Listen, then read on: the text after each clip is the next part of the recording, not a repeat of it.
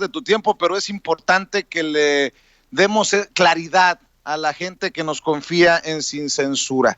Con la lectura de cargos de Brian Cogan desde Estados Unidos, se da luz tal vez a uno de los sexenios o de los tiempos, de los años más oscuros en la historia de México. Dice el juez que le están presentando cargos a Genaro García Luna por traficar droga a Estados Unidos desde que era secretario de Seguridad Pública, desde que tenía la confianza, desde que tenía el poder en el gobierno de Calderón, pero también señala que continuó traficando hasta el 2018.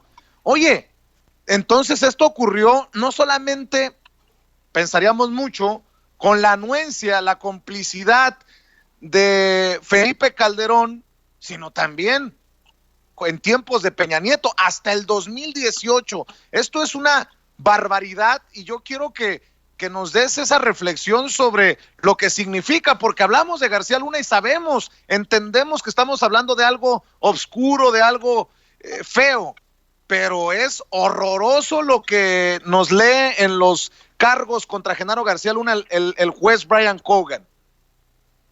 Sí, de hecho, permíteme que aumente un poco esta información. En los cargos que existen en la Corte Federal de Nueva York, también se le acusa de tráfico de droga y recibir sobornos del Cártel de Sinaloa desde el 2001, desde que era titular de la AFI. Entonces estamos hablando de 19 años, casi 19 años de trabajar para el crimen organizado de este sujeto llamado Genaro García Luna. Entonces estamos hablando de que también implicaría al sexenio de Vicente Fox.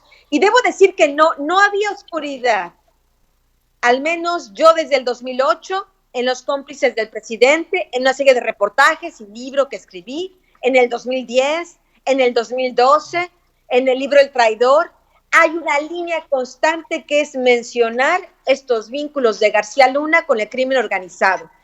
Calderón no podrá decir que no sabía, que no se enteró, que ahora sale a la luz. No sale a la luz ahora, salió a la luz desde entonces. Y no solo por mis investigaciones, sino porque la Procuraduría General de la República tenía sendas acusaciones de narcotraficantes, señalando todos los pormenores de sus relaciones con Genaro García Luna y todo ese equipo de policías nefastos y desviados en el sentido, trabajaban para el crimen y no para la sociedad. Qué peor desviación puede hacer esa. De esto estamos hablando, de una policía nacional, como era la AFI, la Secretaría de Seguridad Pública Federal, desviadas absolutamente de su propósito, traicionando a México, y la gente tiene que entender que cuando estos personajes hacen estos grupos criminales, estas logias de policías, ahí no entra ninguno al círculo más cercano que no comparta esos intereses. Por eso, repito, señalo que el problema no ha terminado, porque tenemos a muchos de este círculo cercano que compartieron durante todo ese tiempo esos intereses y que aún están en áreas claves, tanto del gobierno federal como los gobiernos estatales. Y eso es lo grave, porque esto no ha terminado. Recuerdo que en algún momento hablamos flujo de dinero que le llegaba a las compañías de Genaro García Luna del gobierno capitalino cuando Miguel Ángel Mancera era jefe de gobierno. Me dejó, pues para ser sincero, pasmado la declaración que haces, que el juicio de Genaro García Luna sería más importante que el del Chapo Guzmán. Si al del Chapo Guzmán le llamaron el juicio del siglo, este sería aún más importante, dices. El juicio de la historia. Es el juicio de la historia. Anabel, dos cositas.